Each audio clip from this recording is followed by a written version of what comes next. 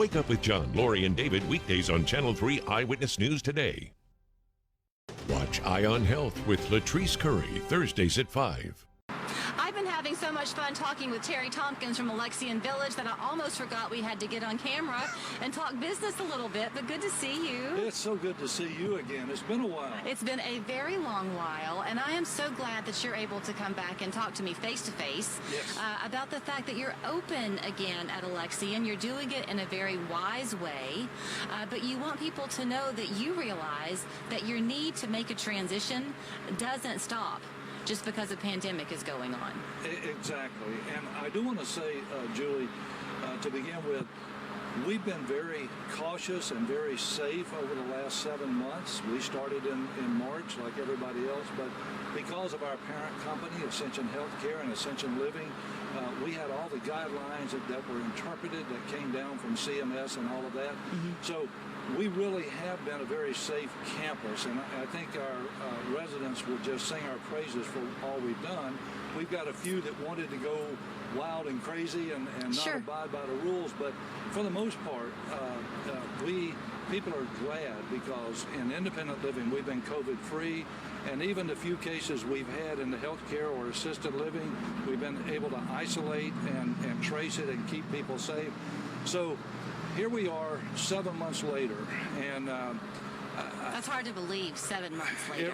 Well, it is, but if you've been living on 37 acres, it's been a long time. Well, yeah, okay, I'm glad that you mentioned that because you referenced on the campus, we've been fairly safe. It is a large campus there at Alexian, but what might surprise you if you've ever had a chance to go and visit someone who's living there is that even though it is this large space with multiple buildings, it is very much home and very much family. So I would think in those early days, Terry, when you had to be so restricted, that was such a gift to the residents.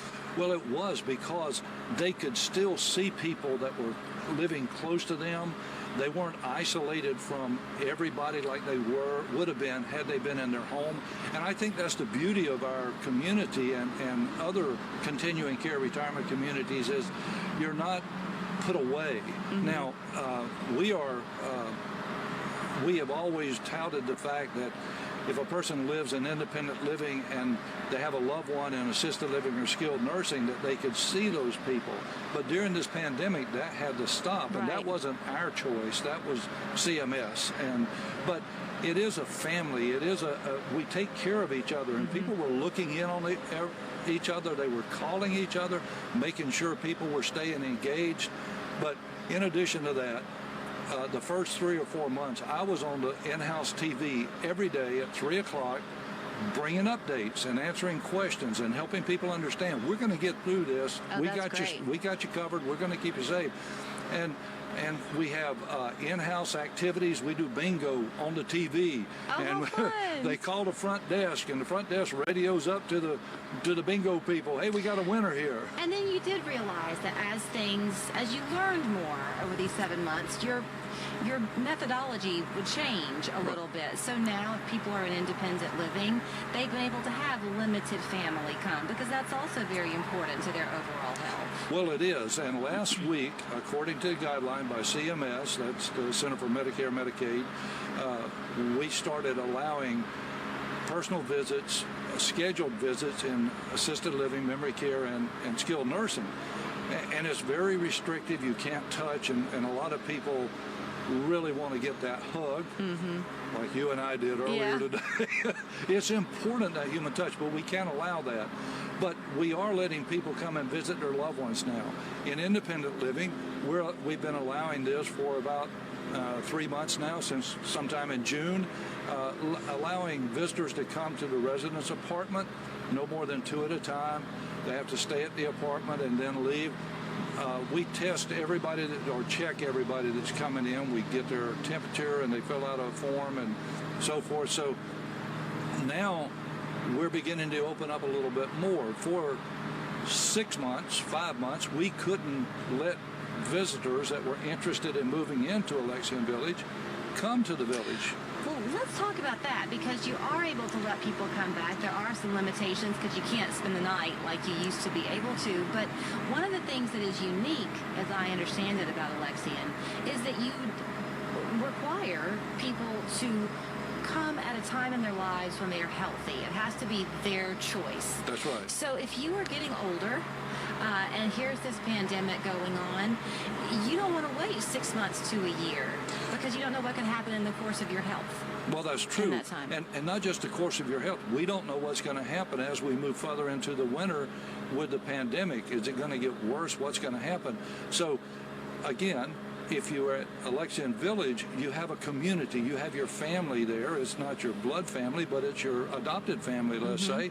And you have activities, you have camaraderie, you have engagement, interaction, and all that. So we're bringing people in now for tours to find out if this really is what they want to do. We're trying to encourage people to come and see us. What we're doing right now, because we are safe, we are COVID-free, we are offering some incentives in our independent living to help people find more ways to move in, more of an incentive to move in. All you got to do is call us and we'll talk to you about these incentives. The main thing is come and look at Alexian Village. Figure out what it is we offer that you don't have in your home and how that will benefit you moving into the winter months, and how why not start your retirement living now? Right. Why wait until, well, if you wait too long, you'll have to end up in assisted living or health care. I say this in all jest, so I mean it as a positive. One of the most tiring days I've ever had here at Channel 3 was when we went and took a tour at Alexian, because, and I don't know how much of this you're able to keep open, and maybe it changes with the times, but you've got the indoor pool, you have outdoor pools, you have a wood shop, you have a huge library, multiple dining opportunities. Yes. I mean, it's unlimited. And we have been doing activities and exercise on TV. We've been doing that through the in-house channel.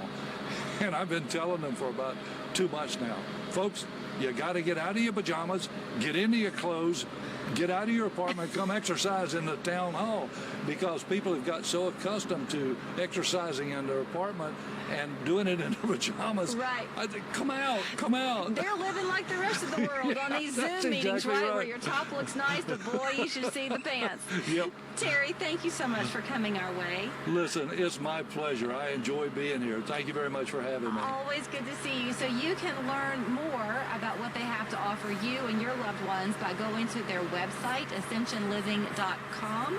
Is that right? AscensionLiving.com, yes. Or the phone number there on your screen that will put you right in touch with a very kind person on the other end of the phone at Alexian Village. And don't forget, too, that they have multiple offerings within the Alexian family. If the village is not what's right for you, Terry will be back in the days to come talking about other offerings they have to make aging easier for you. We're back after this. James, your car was pulling to the right, and you came to budget break seeking a line.